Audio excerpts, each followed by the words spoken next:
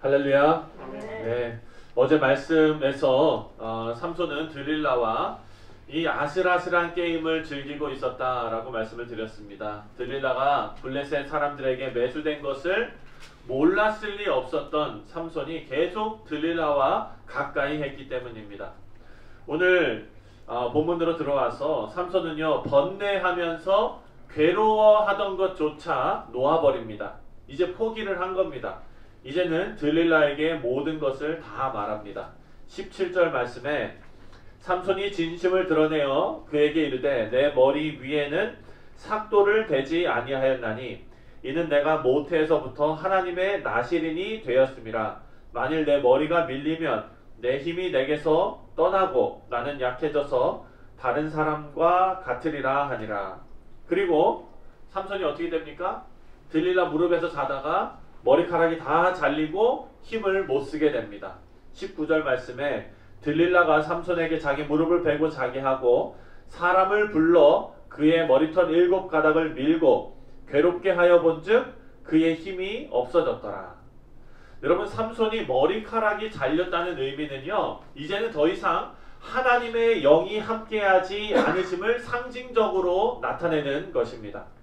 나실인의 표, 여러분, 이것을 삼손으로 하여금 하나님께서 지키라고 명령하셨는데 삼손은요, 그것을 가볍게 여겼습니다. 모든 힘이 자신에게부터 나온다고 착각하며 살았기 때문입니다. 그래서 하나님의 명령을 가볍게 여겼습니다. 결국 머리카락이 다 깎여 나가고 나실인의 표를 잃어버리는 순간 세상 사람들하고 다를 게 하나도 없어졌던 거예요. 그리고 나서 어떻게 됩니까? 비참한 운명을 맞이하게 됩니다. 우리 사랑하는 성도님들, 저와 여러분에게도요, 세상과 구별된 삶을 살게 하는 하나님께서 신앙의 양심을 우리에게 주셨습니다. 나실인의 표가 아닌 신앙의 양심을 저와 여러분에게 주셨습니다. 그리고 그 신앙 양심을 지키면서 이 세상을 살아가려고 하나님께서 우리에게 명령하십니다. 여러분, 나실인의 표는요, 특별한 것이 아닙니다. 하나님을 기억하면서 거룩하게 살도록 우리를 리마인드 시키는 것이 바로 그것입니다. 성령께서 우리 마음에서 역사하시는 이 신앙의 양심도 마찬가지입니다. 우리의 삶을 돌아보게 하시고 거룩한 성도의 삶을 살도록 도우시는 겁니다. 신앙 양심을 지키는 일은 참 쉽지가 않지요. 하지만 여러분, 이것은 선한 싸움입니다. 그리스도 안에서 이런 능력을 붙잡으시고 우리가 매일매일 승리하시기를 주님의 이름으로 축원드립니다. 20절 말씀을 다시 우리가 읽겠습니다. 20절 다같이 시작. 들릴라가 이르되 삼손이여 블레셋 사람이 당신에게 들이닥쳤느니라 하니 삼손이 잠을 깨며 이르기를 내가 전과 같이 나가서 몸을 떨치리라 하였으나 여호와께서 이미 자기를 떠나신 줄을 깨닫지 못하였더라. 여기 보니까 삼손은요, 하나님의 능력이 자신을 떠났다는 사실을 깨닫지 못했다고 기록하고 있습니다.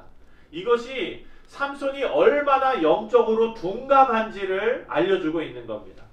우리 사랑하는 성도님들, 우리는요, 이 문제를 정말로 심각하게 받아들여야 합니다. 제가 결혼 상담을 하다 보면은요, 정말 둔한 남편들을 참 많이 보게 됩니다. 네. 자신이 아내에게 계속해서 상처 주고 있다는 것을 몰라요. 전혀 깨닫지를 못해요.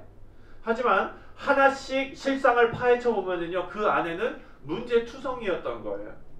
여러분, 하나님과의 관계에서 우리가 주일 예배 한 번 드리는 것으로 영적인 관계가 문제가 없다고 단정해서는 절대 안 됩니다. 우리는요, 매일 매 순간 하나님과 동행하면서 교제하면서 거룩에 힘써야 하는 것입니다. 어떤 분들은 이것을 영성이라고 표현합니다. 그래서 여러분, 기독교 서점에 가보면은요, 영성에 관련된 책들이 참 많습니다. 거룩한 영성, 민감한 영성, 하나님을 찾는 영성, 하나님의 마음을 아는 영성. 그런데요, 여러분, 이 영성은 우리가 노력해서 하나님의 마음을 찾는 것이 아닙니다. 많은 사람들이 이것을 영성이라고 표현하지만 이것은 거룩이라는 단어로 표현할 수 있습니다. 여러분, 매일 찬송을 들으면서 주일 성수를 하시면서 내 삶이 변화받고 있지 못하다면 우리가 우리의 겉모습에 속고 있을지도 모르는 것입니다. 우리 사랑하는 성도님들, 거룩은요, 우리의 삶이 변하는 것이 거룩입니다. 그런 측면에서 삼손은 참 불쌍한 사람이에요. 왜냐? 큰 힘으로 눈에 보이는 일을 막 해냈을 때마다 사람들이 삼손을 얼마나 칭찬했겠습니까? 야, 너가 우리 백성을 진짜 구원할 자다. 너 없었으면 우리 어떻게 할 뻔했냐. 여러분, 이런 칭찬을 삼손이 들으면서 자랐을 것입니다. 하지만 그것이 삼손에게는 독이 된 겁니다. 그것으로 하여금 하나님과의 관계를 착각하게 만든 것입니다. 여러분, 이런 일이 혹시나 우리 가운데 있지 않습니까? 목사님. 제가 이 설교를 준비하면서 이 말씀을 묵상하면서 다시 한번 저에게 다짐을 했습니다. 저도 말씀 준비할 때 수첩에 막 이렇게 적으면서 하는데 거기에 썼어요. 목사 직분에 속지 말자. 목사 직분에 속지 말자. 그리고 밑에 다시 썼습니다. 목사 직분에 숨지 말자. 우리가 속지도 말아야 되고요. 숨지도 말아야 합니다. 여러분, 집사라는 직분에 숨으면 안 됩니다. 권사라는 직분에 숨으면 안 됩니다. 우리가 장로라는 직분에 숨어서도 안 됩니다. 모태신앙이라는 그것에, 그 이름에 속지도 말아야 합니다. 우리는요, 정작 자신의 내면은 자기 자신으로 가득 차서 주님이 계실 곳이 없으면서 나는 그리스도인이다. 나는 어렸을 때부터 예수 믿었다. 나는 목사다. 이렇게 우리가 하나님 앞에 설 수 없다는 것입니다. 여러분, 연배 때에는 시인과 촌장 아시는지 모르겠어요. 가시나무, 이건 찬양이 아닙니다, 여러분. 네, 그냥 한국의 유행가였는데 그분이 목사님 되셨잖아요. 네.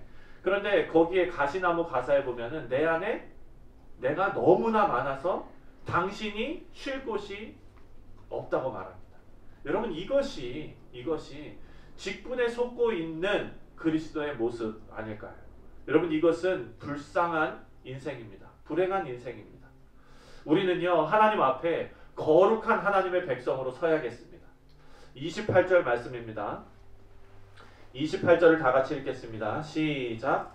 삼손이 여호와께 부르짖어 이르되 주 여호와여 구하옵나니 나를 생각하옵소서. 하나님이여 구하옵나니 이번만 나를 강하게 하사 나의 두 눈을 뺀 블레셋 사람에게 원수를 단번에 갚게 하옵소서 하고. 여러분, 여기에서 보니까 삼손은요, 하나님 앞에 부르짖으면서 자신의 목숨을 버리면서라도 블레셋 사람들에게 원수를 갚게 해달라고 기도하고 있습니다. 삼손이 정말로 자기 자신의 잘못을 깨닫고 하나님 앞에 엎드린 것인가? 이 28절 말씀을 보면은 참 이게 뭐라 그럴까요? 확실하게 우리가 단언할 수 없을 것 같아요. 하지만 오늘 말씀으로 한번 추측은 해볼 수 있을 것 같습니다. 여러분, 만약에 삼손이 자신의 힘이 머리카락에서 계속 나온다고 믿고 있었다면 오늘 28절에서 하나님이여 구하옵나니 이번만 나를 강하게 하사라고 말했을까 하는 생각이 듭니다. 왜냐하면 여러분, 22절을 한번 볼까요? 22절 읽겠습니다. 시작. 22절 시작. 그의 머리털이 밀린 후에 다시 자라기 시작하니라. 삼손의 머리털이 지금 어떻게 됐습니까? 다시 자랐어요. 네. 그런데 오늘 28절에 보니까 하나님이여 구하옵나니 이번만 나를 강하게 하사. 만약에 아직도 그 힘이 머리카락에서 나오는 거라고 생각했다면 머리카락 자랐네, 너희들 다 죽었어, 이렇게 생각했을지 몰라요. 하지만 삼손은요, 하나님 앞에 하나님이여 구하옵나니 이번만 나에게 힘을 주옵소서, 이렇게 말합니다. 하나님께 힘을 구합니다. 그리고 마지막으로 하나님께서 주신 힘으로 블레셋 신전과 그 블레셋 사람들을 하나님께서 심판하시는 그 일에 쓰임받게 됩니다. 우리 사랑하는 성도님들, 삼손의 이야기를 통해서요, 우리는 여러 가지 영적인 교훈을 깨닫게 됩니다. 그 무엇보다도 하나님을 향한 믿음을 저버리지 않고 성실하게 신앙생활 하시는 우리 뉴욕 성실 장로교회 모든 성도님들 다 되시기를 주님의 이름으로 축원드립니다. 우리가 가진 것을 의지하지 말고요, 남들의 칭찬에 속지 말고, 나의 신앙의 겉모습에 착각하지 말고, 나의 직분 뒤에 숨지 말고, 오직 내가 하나님 앞에 거룩하게 서 있는가에 초점을 맞추시고 하나님께 인정받는 거룩한 성도님들이 다 되시기를 다시 한번 주님의 이름으로 축원드립니다.